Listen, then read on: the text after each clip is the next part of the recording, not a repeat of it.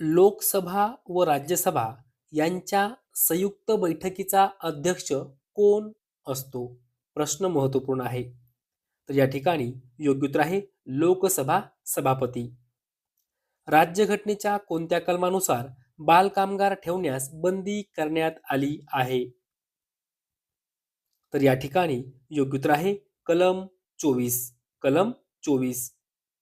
मी कसा घडलो या पुस्तकाचे लेखक कोण आहेत? मी कसा घडलो.